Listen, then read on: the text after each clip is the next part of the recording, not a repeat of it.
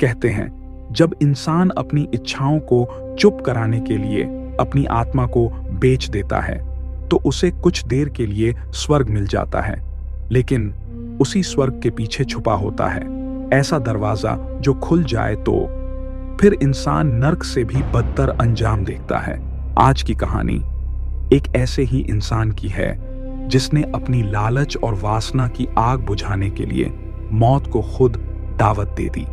और कहानी की शुरुआत होती है निरंजन नाम के एक आदमी से। निरंजन एक मामूली सा आदमी, चेहरा साधारण, जीवन साधारण, लेकिन उसके अंदर की भूख साधारण नहीं थी।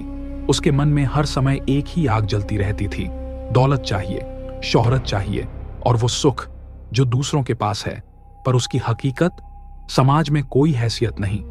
लोग उसे पहचानते नहीं और जो पहचानते हैं वो भी मजाक उड़ाते हैं। ना कोई प्रेम, ना कोई सम्मान, ना ही कोई वो सुख जिसकी वो अंदर से प्यास रखता था।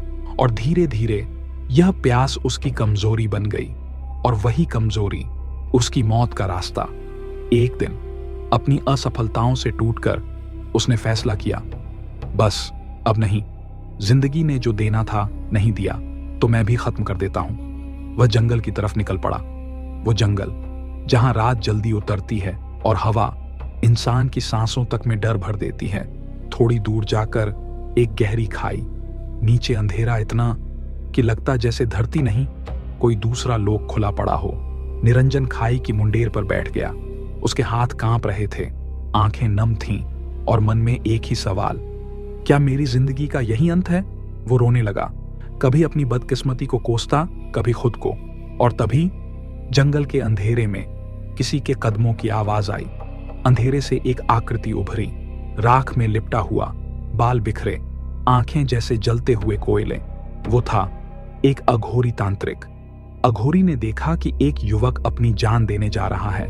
वो धीरे धीरे पास आया और ऐसे बोला जैसे उसे सब पता हो, बच्चा कुछ खाने को दे दे, मैं कई दिनों से भूखा हूं। असल में अघोरी का मकसद उसे रोकना था, उसका ध्यान भटकाना था, उसे खाई से दूर करना था।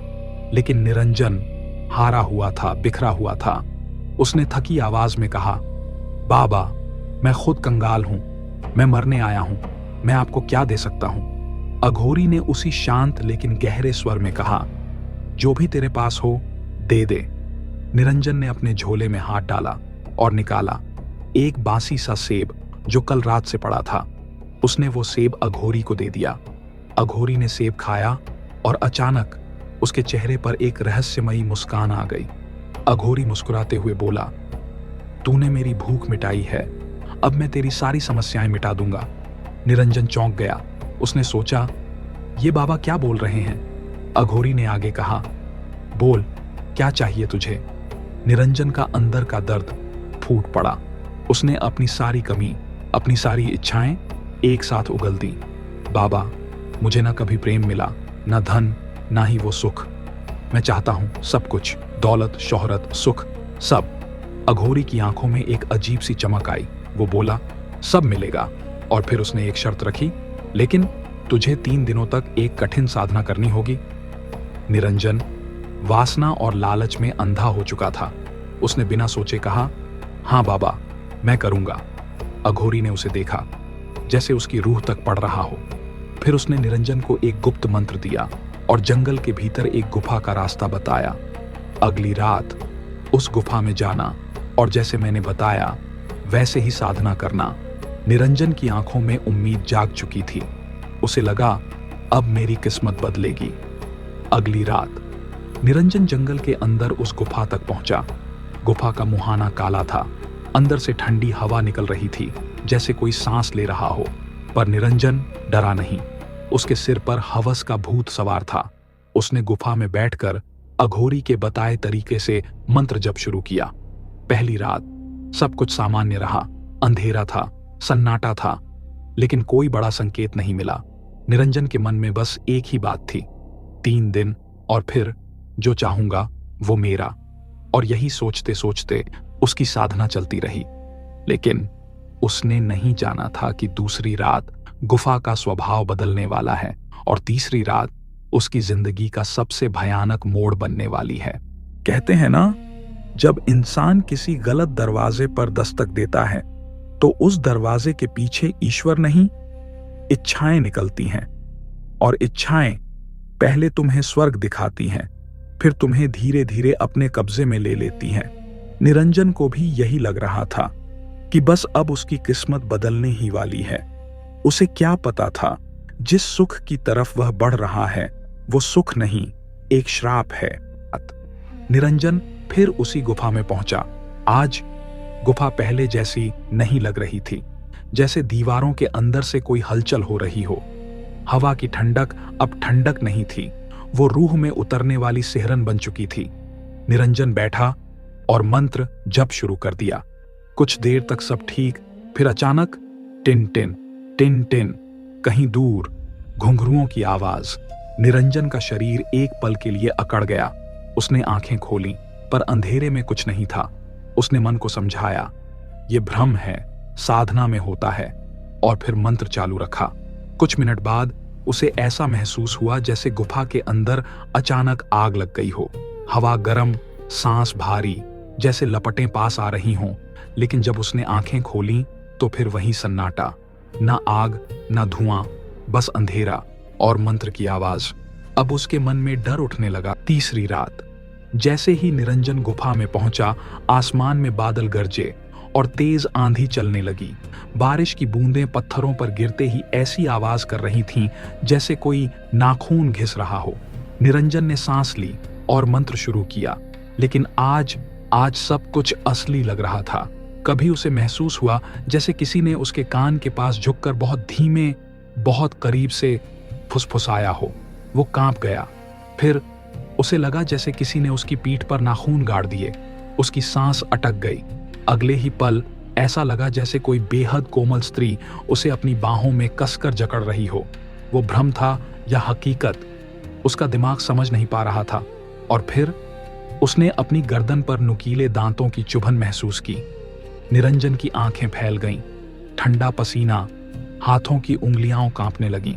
लेकिन उसके अंदर की हवस और लालच ने उसके डर पर पर्दा डाल दिया। उसने आंखें बंद की और मंत्र की गति और तेज कर दी। जैसे जैसे मंत्र तेज हुआ, गुफा का अंधेरा और गाढ़ा होता गया। और फिर वो पल आया। निरंजन, उठो, मैं आ गई। एक मधुर और भारी आवाज गूंजी। निरंजन, उठो, देखो, मैं आ गई। उस आवाज में ऐसा आकर्षण था कि डर भी मीठा लगने लगे। निरंजन ने धीरे से आंखें खोलीं और उसकी आंखें फटी की फटी रह गईं। उसके सामने खड़ी थी एक ऐसी स्त्री जिसकी सुंदरता की कल्पना उसने सपने में भी नहीं की थी। गुलाब जैसी त्वचा, बड़ी सम्मोहक आंखें, कमर तक लहराते काले घने बाल और यौवन से भरपूर शरीर। वो यक्षिणी थी। उसकी मौजूदगी से पूरी गुफा में एक अजीब सी खुशबू फैल गई, मादक, नशीली, जैसे सांसों में ही आग घुल जाए। यक्षिणी ने हल्की मुस्कान के साथ पूछा, बोलो निरंजन, मुझे क्यों बुलाया? तुम्हें धन चाहिए, शोहरत चाहिए, या मेरा प्रेम? मुझे सब चाहिए। निरंजन आज अपने होश में नहीं था। उसने बस एक ही जवाब दिया, मुझे सब चाहिए, सब कुछ। यक्षिणी हंस पड़ी। उसकी हंसी में मिठास थी, पर उस मिठास के नीचे कुछ खतरनाक छुपा था। यक्षिणी ने कहा, सब मिलेगा, लेकिन मेरी एक शर्त है। यक्षिणी की आंखें गहरी हो गईं। उसने कहा, मेरे बाद तुम किसी और स्त्री के बारे में ना सोचोगे, ना संबंध बनाओगे। और फिर उसने अपना असली स्वर दिखाया, और जिस दिन तुम मुझसे डरे या मेरा वचन तोड़ा, मैं सब कुछ नष्ट कर दूंगी और तुम्हारी आत्मा को कैद कर लूंगी। निरंजन के कानों में अघोरी की चेतावनी गूंज रही थी, लेकिन लालच में अंधा इंसान कब चेतावनी सुनता है? निरंजन ने बिना सोचे कहा, मंजूर है। यक्षिणी ने मुस्कुराकर अपनी उंगलियां उसके गाल पर फेरी। और फिर उस रात गुफा में कोई साधना नहीं रही। वहां सिर्फ मोह था, नशा था, प्रेम रस था। निरंजन को ऐसा सुख मिला जैसे वह इंसान नहीं, किसी दूसरे लोक में पहुंच गया हो। उसकी सांसें, उसका होश, उसकी दुनिया, सब कुछ यक्षिणी के आसपास घूमने लगा। और उसी रात निरंजन के भाग्य ने करवट ली, किस्मत पलटी। निरंजन बना सबसे अमीर कुछ ही दिनों में। निरंजन की किस्मत ऐसे बदली जैसे किसी ने गरीबी की किताब बंद करके अमीरों की किताब खोल दी हो। रातों रात वो गांव का सबसे अमीर आदमी बन गया। आलीशान घर, दौलत का ढेर, लोगों की नजरों में सम्मान, और रातों में एक अप्सरा जैसी यक्षिणी जो सिर्फ उसकी थी। निरंजन का सपना पूरा हो चुका था, लेकिन कहानी का सबसे खतरनाक हिस्सा अब शुरू होने वाला था, क्योंकि जब इंसान को सब कुछ मिल जाता है तो उसे एक चीज और चाहिए होती है, वारिस। कहते हैं इंसान जब तक भूखा होता है उसे सिर्फ रोटी चाहिए, लेकिन जब उसे रोटी मिल जाती है तो उसे राज चाहिए, और जब राज मिल जाता है तो उसे अमृता चाहिए। यही इंसानी फितरत है, और इसी फितरत ने निरंजन को उस जगह पहुंचा दिया जहां से वापसी नहीं होती। निरंजन अब अमीर था, उसके पास सब कुछ था, दौलत, सम्मान और रातों का स्वर्ग। लेकिन धीरे धीरे उसके अंदर एक नई चिंता जन्म लेने लगी, वारिस। वो सोचने लगा, मेरे मरने के बाद मेरी दौलत, मेरे घर, मेरा नाम कौन संभालेगा? यक्षिणी तो उसे संतान दे नहीं सकती थी, और निरंजन अब सब कुछ पाने के बाद और भी लालची हो चुका था। एक रात उसने यक्षिणी से कहा, मुझे वारिस चाहिए, इसलिए मैं दूसरी शादी करना चाहता हूं। ये सुनते ही यक्षिणी की आंखों की चमक बदल गई, उसका चेहरा कठोर हो गया। उसने धीरे धीरे कहा, याद है अपना वचन? तुम सिर्फ मेरे हो। उसका स्वर अब मादक नहीं था, अब उसमें अधिकार था और चेतावनी भी। यक्षिणी आगे बढ़ी और एकदम करीब आकर बोली, अगर तुमने किसी और के बारे में सोचा तो प्रलय आ जाएगा। निरंजन के शरीर में जैसे बिजली दौड़ गई। अब उसे समझ आने लगा, जिसे वो प्रेम समझ रहा था वो असल में कैद थी। वह डर गया। डर के मारे निरंजन उसी अघोरी बाबा के पास भागा। वो गिड़गिड़ाया, बाबा मुझे उस पिशाचिनी से बचा लीजिए, मैं फंस गया हूं। अघोरी ने उसकी आंखों में देखा और गंभीर स्वर में कहा, हर चीज की कीमत होती है, जो तूने पाया उसकी कीमत तेरी आजादी थी। फिर अघोरी ने साफ कहा, अगर मैं तुझे बचाऊंगा तो तू वापस अपनी गरीबी में पहुंच जाएगा, दौलत, शोहरत सब चला जाएगा। निरंजन एक पल रुका, फिर उसने कांपते होंठों से कहा, मुझे मंजूर है बाबा, बस मेरी जान बचा लीजिए।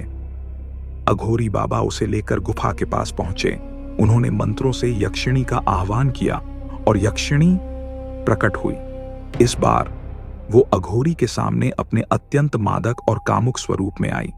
उसका सौंदर्य ऐसा था मानो अंधकार स्वयं आकर्षण का रूप लेकर खड़ा हो गया हो।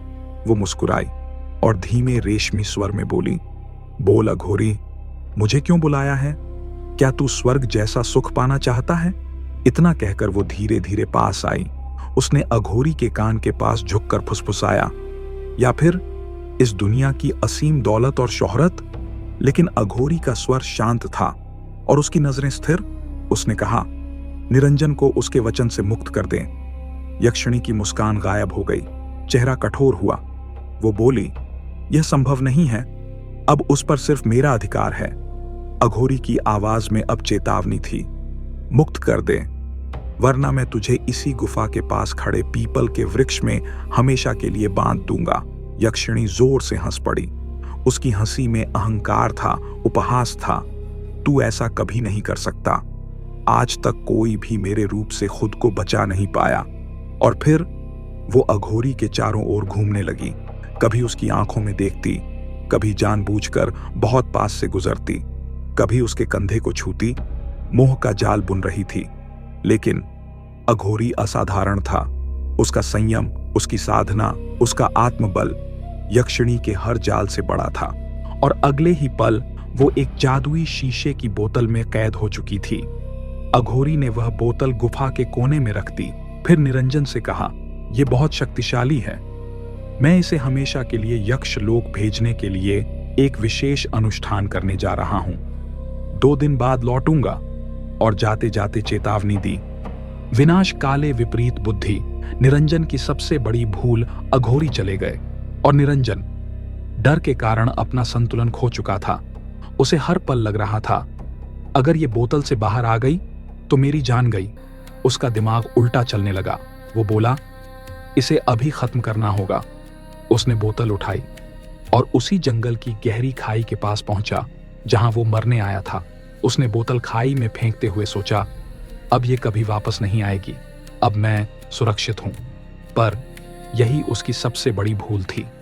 बोतल खाई में गिरते ही एक पत्थर से टकराई और चकनाचूर हो गई। धुएं का गुब्बार उठा, पूरा जंगल सिहर उठा और उसी धुएं के बीच यक्षिणी आजाद हो चुकी थी। वो धीरे धीरे सीधे निरंजन के सामने आ खड़ी हुई। इस बार वो सुंदर नहीं थी, वो एक खौफनाक पिशाचिनी बन चुकी थी। लाल अंगारे जैसी आंखें, लंबे नाखून, डरावने नुकीले दांत। उसने हंसना शुरू किया, एक ऐसी हंसी जिससे पूरा जंगल कांप उठा। वो बोली, मैंने कहा था ना, मेरा वचन मत तोड़ना। अब देखो मेरा क्रोध। निरंजन चीख भी नहीं पाया, उसकी आवाज गले में फंस गई, पैर जड़ हो गए, आंखें फटी रह गईं। पिशाचिनी ने उसे दबोच लिया और निरंजन का शरीर ठंडा पड़ने लगा। उसकी आंखों से जिंदगी उतर गई। उधर जंगल में साधना कर रहे अघोरी की आंखें अचानक खुल गईं।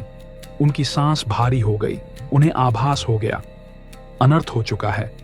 दोस्तों, निरंजन को दौलत और सुख तो मिला, लेकिन उसकी कीमत उसे अपनी जान देकर चुकानी पड़ी। लालच और वासना पहले इंसान को सपना दिखाते हैं, फिर उसी सपने में उसे जला देते हैं। जिस सुख की कीमत आत्मा हो, वो सुख नहीं, श्राप होता है।